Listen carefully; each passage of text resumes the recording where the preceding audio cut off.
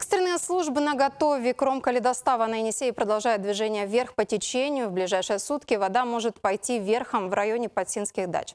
Чтобы уменьшить риск подтопления, завтра Саяно-Шушинская ГЭС снизит сброс воды. По сообщению Хакасского гидромета, уровень реки вблизи дачного массива повысится на полметра. А это значит, что будет достигнута отметка 360 сантиметров, после которой наледевые воды начинают выходить в пойменную зону.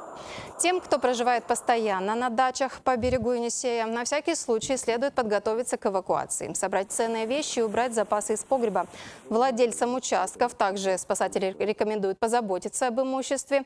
Все, что может быть испорчено, лучше вывести или поднять на верхние этажи. Граждан, проживающих в пойменной части реки Енисей, просим принять меры для обеспечения сохранности своего имущества, а также следить за сообщениями от оперативных служб и администрации населенных пунктов. В случае ухудшения обстановки будет организовано экстренное оповещение населения и эвакуация его из опасной зоны.